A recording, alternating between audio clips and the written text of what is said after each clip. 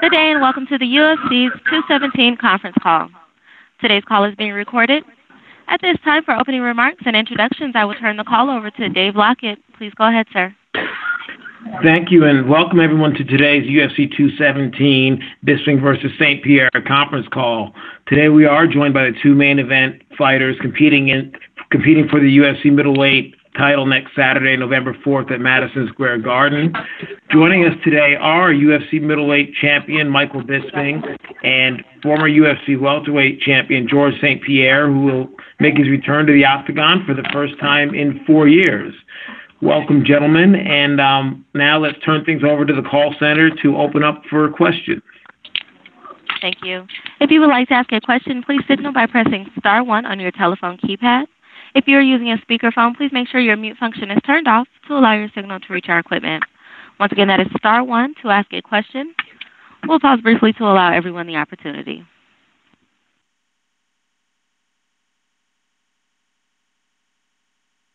Our first question comes from Jeffrey Harris with 411 Mania MMA. Your line is open. Good afternoon, everyone. Thank you for joining us for this call. This is a historic fight card coming up, and I really appreciate your time.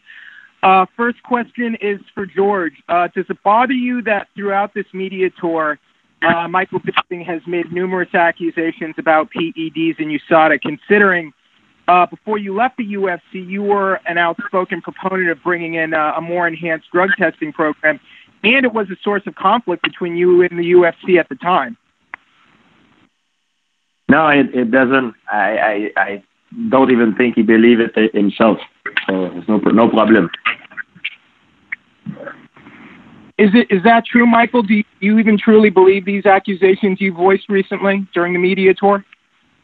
Well, it's all a game of he said, she said, so I'm hearing things from certain people who shall remain nameless, but I've heard a couple of things from back in the day. Now, we're not talking about recent things right now. I think it's going to be a level playing field. USADA are testing people. I'm assuming they're testing George. They've certainly been testing me. So he's going to be clean. But I think back in the day, there was some sneaky supplements going on, but that's only from third-party sources.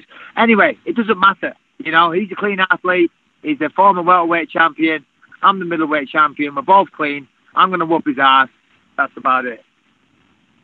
Now, Michael, I was listening to your amazing podcast, Believe You Me, and it seems you have the thought that the skeptic in you believes the UFC wants George to win here.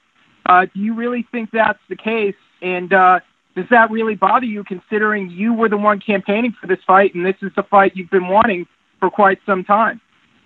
Yeah, well, if you're a regular listener to the podcast, you'll know that, it's not the most serious media outlet out there. We discuss balls, and I was, kind of saying that a little tongue-in-cheek. But listen, at the end of the day, if I'm the UFC, I'm fine, because George is a welterweight. He could probably go down, meet Conor at a catchweight, and that would be a massive fight.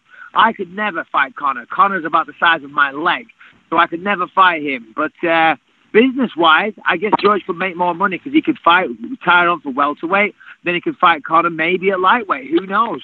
So that was that. But realistically, the UFC have always been impartial, you know what I mean? So I don't think they really care. They just want a good fight. They want pay-per-views.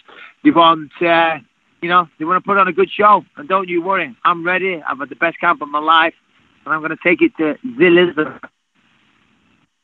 And last question for Michael. George has voiced that he thinks you're terrified of his grappling and wrestling game, and it's really been a great equalizer throughout his career. And on your show, you also said you respect his wrestling game and you're not terrified of it at all. So I'm just curious, how do you prepare for the wrestling of George St-Pierre? I mean, for George to use the word terrifying about himself is the most laughable thing I've ever heard. George is a very technical guy, but there's nothing terrifying about him in the slightest. There's nothing remotely scary about him whatsoever. Now, do I respect his wrestling credentials? Of course I do. That's why I brought in way better wrestlers.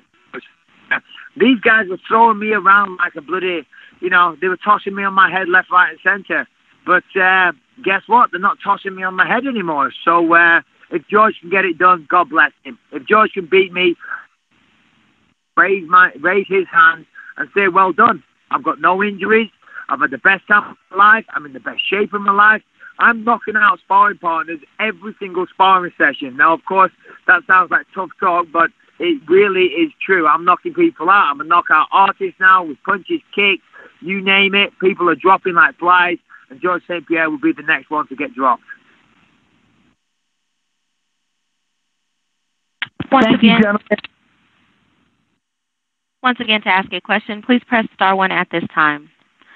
Our next question comes from Damon Martin with Flow Combat. Your line is open. Hey guys, first question for the champ, Michael Bisping. Mike, you mentioned, you're not really thinking the UFC's playing favorites in this thing, but this is obviously a big moment for you. You wanted this fight, and this is a big moment for you, but it seems like a lot of the promotion has been centered around GSP. They created a website for him, GSPreturns.com, some of the posters, things like that. I mean, does any of that bother you, considering you are the incumbent champion? You are the guy, defending his belt on this card. No, it doesn't bother me in the slightest. See, here's the thing, Damon. They need to do a website, GSPreturns.com, because he's been hiding in the shadows trying to grow a pair to fucking step back into the octagon and fight. I've been out here taking on the best of the best in the world, juiced up or not juiced up, the whole time. I've gone fucking nowhere. So they need to tell everyone. They need to tell all the Mounties up in Canada that George is back. They've got to tell all the bloody poutine eaters in Montreal that George is back. They've got to let the world know. Me, same day, same place. Catch me in the octagon. For you, Mike, in the lead up to the fight, George has talked a lot about, being aggressive, going for the finish.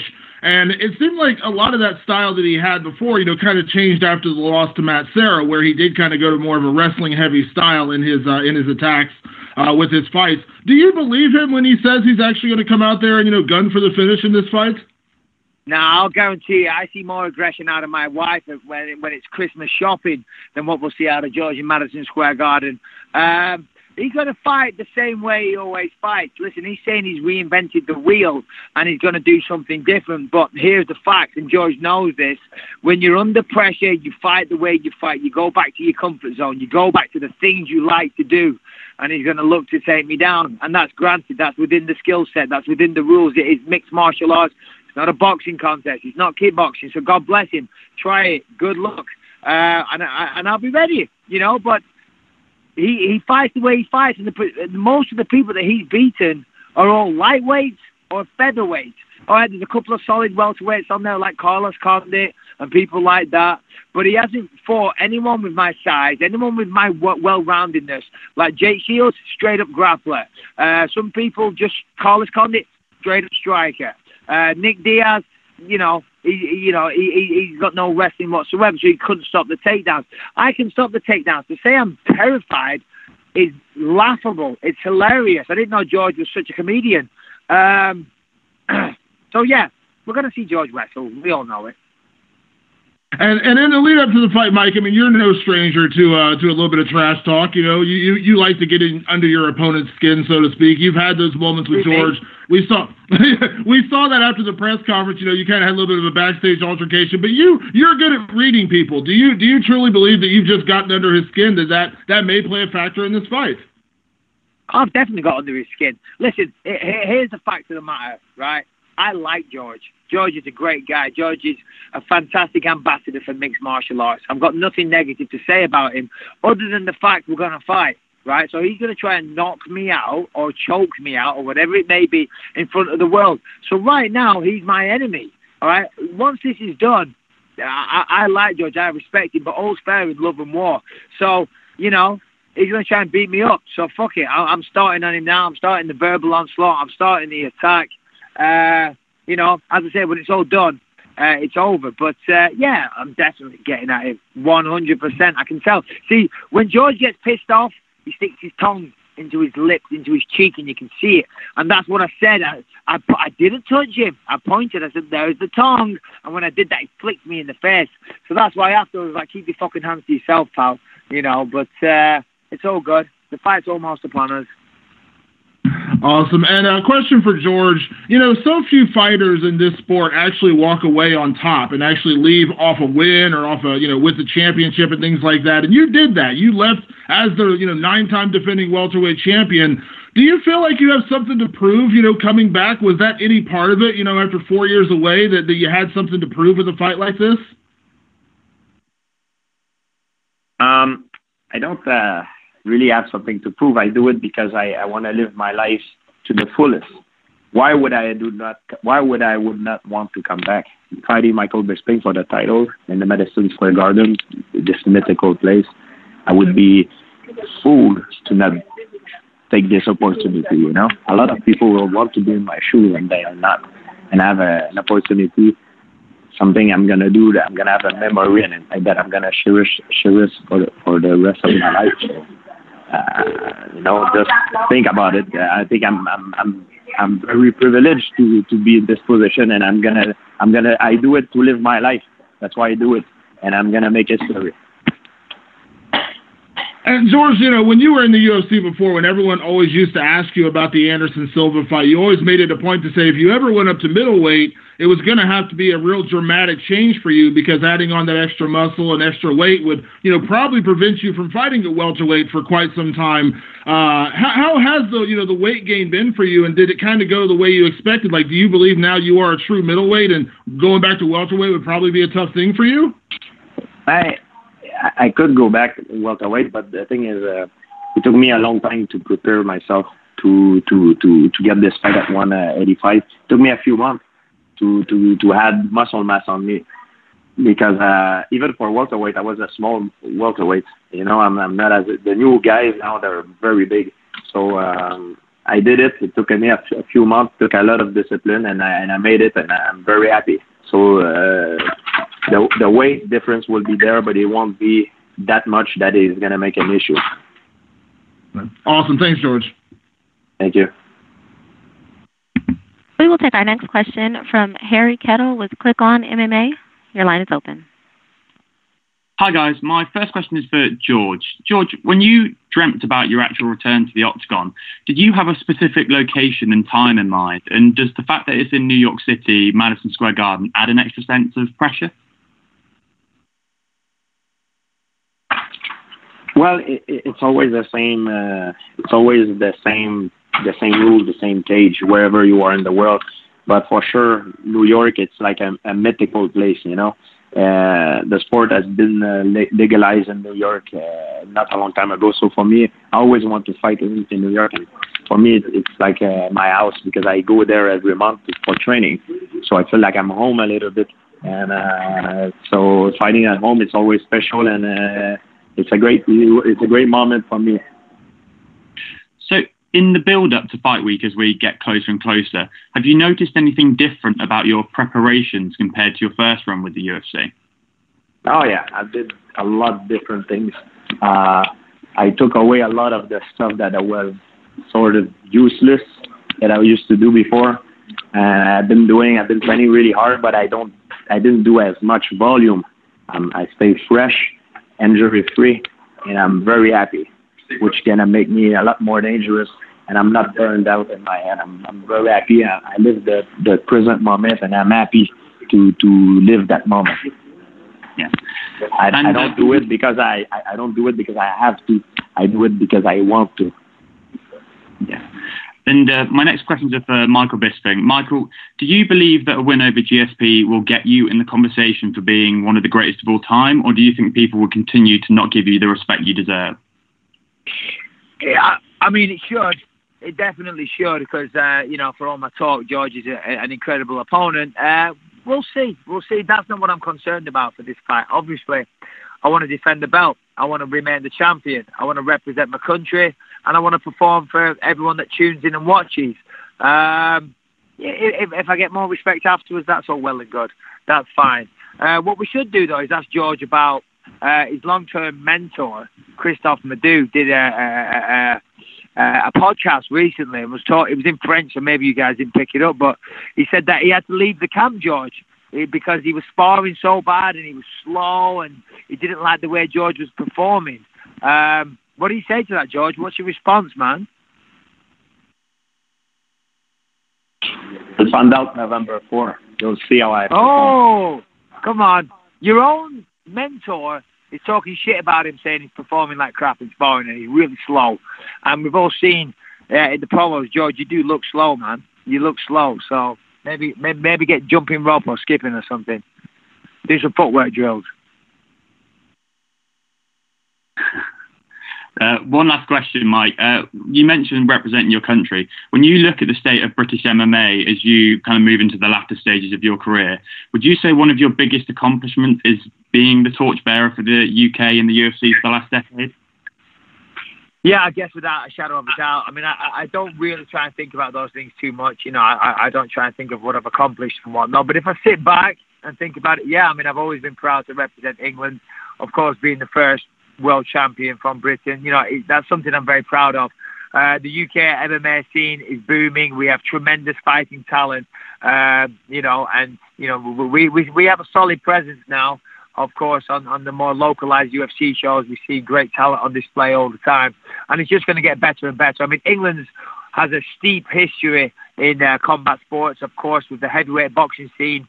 The British heavyweight boxing scene is the best it's ever been right now. It's absolutely thriving, and you know, similar with MMA, I'm just proud to be a part of it and, you know, representing the country. Thanks, guys. Best of luck next week. Thank you.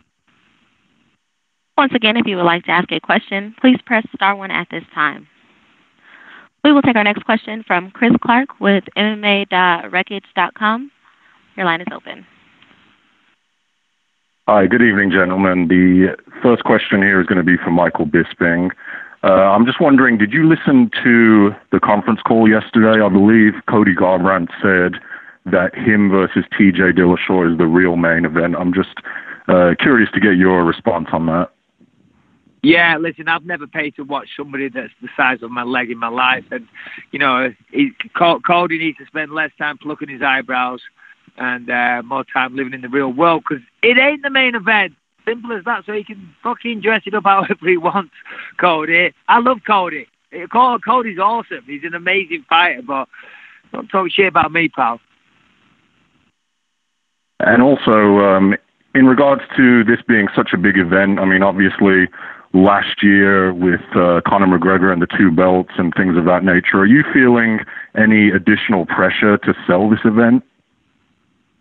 Well, I mean, I always feel that pressure. Anytime my name is attached to an event such as a fight, you want it to be successful. You know, you want the arenas, the pay-per-view sales, the TV views, everything to be successful. Otherwise, you know, I guess you're failing in your career. So, yeah, I mean, ultimately, I mean, the UFC are the promoters. They've done a great job in promoting this fight. I've been really busy. I've done a ton of press. But I've done a good job of managing everything. I mean, even now, I'm on a press tour in LA. Last night, I was at a Dodgers game. Last week, I was in Toronto, in Montreal. Week before, Vegas. Prior to that, we were in New York. Obviously, next week is Fight Week. So there's been a lot of promotion, and we're doing everything we can. You know, I mean, if we'll see what happens. You know, it's New York City. I'm sure it's going to be a sellout come fight night. I'm sure pay-per-views are going to be good. My main job, though, is to win this fight. That's what matters. You know, when it's all said and done, winning the fight, going down in the history books as the winner is all I care about. You know, I say a lot of things. I goof around. I talk a lot of shit. I be a bit silly here and there. But one thing I'm very, very deadly serious about when it comes to is my fighting. I am serious about this. I'm not fucking around there. I don't fuck around in the gym. When I'm in the gym, I'm all business, you know. So, yeah, you know, hopefully it does well. Hopefully we set records. As long as I win, nothing else matters. And then last question for you, Michael. So is the plan still to fight one more time in England before you retire? I believe you stated that a few months ago. Is that still the plan? Yeah, I mean, I said a comment once, and it's kind of taken on a life of its own. I mean, you can't do this forever, and as George knows, you know, I mean, George should have stayed retired. He would have been forever being a legend, but he didn't. He fucked it up. He's come out of retirement, and he's fallen into the trap that everyone falls into. He thinks he can beat me. He looks at me on TV and goes, oh, yeah, he's an easy fight. I'll come out of retirement. I'll beat Bisping. I'll be the middleweight champion and be a legend. and he's fallen into that trap that people fall for. But I did say in the build-up that this could be my last fight. Now, my wife and some people close to me, I've done this forever. I've been a fighter ever since I was a kid. I've been involved with martial arts and professional combat sports my entire life, and I'm almost 40 now. So you can't do it forever, and I am the champ, so I've accomplished what I want to accomplish. That said, though, I've enjoyed this training camp. I've enjoyed the process. I've enjoyed being a little bit out of shape, but now going to the peak of physical fitness. It's a great process. It feels good, knocking people out in sparring. I live for this shit. So, yeah, there'll definitely be at least one more fight. And who knows, maybe more after that. I don't know, though. I don't know. You got to know when to walk away. Right, George? You got to know when to walk away. And you should have stayed away. You should have stayed away. All right, great. Thanks, Michael. The next question is going to be for George. George, I'm just wondering, how is this going to rate in your list of accomplishments if you're able to win this fight and win the middleweight title? Obviously, you've been gone for 4 years, kind of similar to Dominic Cruz when he came back and won the title after all those years. How is this going to rate in your list of accomplishments since you've been in the UFC? It will be the best accomplishment of my life for sure. Nothing will come first over this. That's the best ever. After 4 years coming back like this, and I think will be the number one on my list, 100% without a doubt. Cool. And then last question. Obviously, George, you've moved up here to 185. You're getting bigger. Is it still a plan to move down to 155? I mean, your coach suggested that you could move to 155 and you could definitely make that weight. Could you still make that weight and possibly fight Conor McGregor, for example? Look, it took me a few months to go up.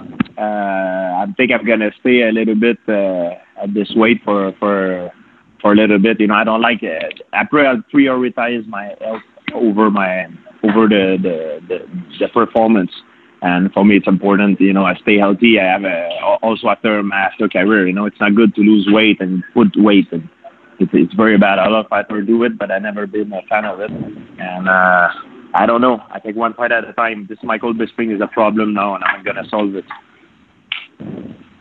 All right, cool. Thank you, guys. We will take our next question from Spencer Kite with UFC.com. Your line is open. George, before your last few fights and during your time away, you talked a lot about your thoughts racing and your obsession with the sport and not necessarily enjoying the process. I'm wondering if that has changed heading into this fight. Are you back enjoying the training and back preparing for a fight like this? Yeah, it's a lot more fun.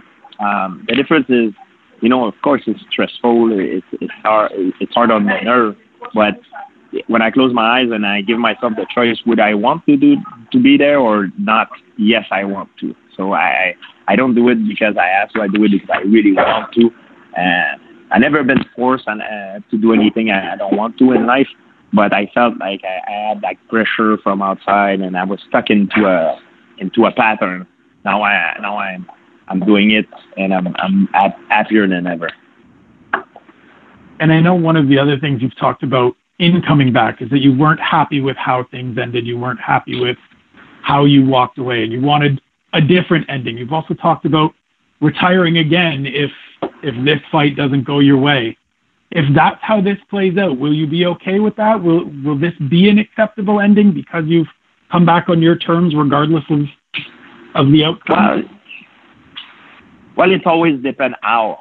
It always depends how. I can't say right now for nothing for sure. It depends how. Like how it happens. Sometimes you win a fight and you could lose. Sometimes you lose, but you should have win. It depends how it happens. And how I will feel, and it depends on a lot of stuff. But I don't see myself going away until for a long time. So it's gonna be a good night. Okay, thank you both. Once again, if you would like to ask a question, please press star 1 at this time.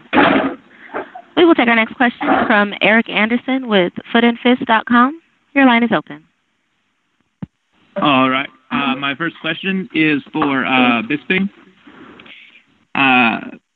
Freddie Roach has suggested that GSP's been starting slow in the first round. Do you agree with that as a general? And are you looking to put it on GSP early? I mean, honestly, I haven't watched that much tape of George, and whether he starts fast, starts slow, it doesn't matter. I'm going to fight the way I fight. And, you know, I finish a lot of my fights, and I'm going to look to finish this one. And, you know, you don't get any prize, you know, any extra money for overtime. So as quick as I can get him out of there, the better, you know. So, yeah, as soon as that referee says fight, Big John, Mark Goddard, Herb Dean, whoever it is, when he says fight, I'm going at the son of a bitch, believe you me. Now, there was a report of an altercation at a 24-hour fitness and a suit being put against you. Is this accurate? Here we go. If so, is it going to distract you from focusing on the fight? No, it is completely inaccurate or inaccurate. It is not factual. You know, so, I mean, of course, he's filed papers. I haven't actually received any notification. I haven't been served or anything, but I've heard about this. But, yeah, no distraction here, mate. Honestly, it's I'm not losing any sleep over it whatsoever. All right. This question is for GSP. Bisping suggested that your game plan is predicated on working your takedowns. If you are unable to take Bisping down early, do you feel you can win a kickboxing match with him? I'm going to win a kickboxing match with him, and I'm going to put him down when I want to put him down, whenever I want to put him down. And it's going to happen. There we go. Say it. There we go. There's the talk. There it is, George. Yes. George, I hear you super slow, man. Hey, remember, I live in Orange County. You came down to Orange County and did some karate training recently and got your ass served, and everyone talked about how slow you were, right? That sounds familiar? Yeah, you were slow, buddy. I got my little spies, George. Yeah. I got my little spies. You ain't shit, pal. When you can't take me down, you're fucked. So, yeah, my last question, George, you definitely have gained some mass. Do you feel that is going to hurt your cardio, and do you feel that it's going to make you slower? I'm actually, I feel more powerful than ever at this match. I feel I have more muscle and I'm leaner. And I eat way more healthy than before, and it makes a big difference, you know. I never eat like this before. I never had a program. I was always eating whatever I want. And it changed my body a little bit, and it made me feel better inside. It make you feel better. You recuperate better, and you sleep better, and it's all good. It's all positive. I can't wait to show him. Yeah. I can't wait to. Yeah, but you've got all takes extra oxygen, George. You know, you're going to be blowing out your ass at the end of the third round thinking, fuck, I wish I was 20 pounds lighter. All those extra calories you took off that fat little head you got, that little rock fat. You see the problem with Michael Bisping? You get there. You know? The problem with Michael Bisping is, in every interview he does, he's begging me to stand and bang with him. Because that's the only way he can win. Like, and even there, it's not guaranteed that he's not gonna win. So he's begging me because he's terrified that I put him down and I punch him in the face. What I want to do, I break him down. Oh wow!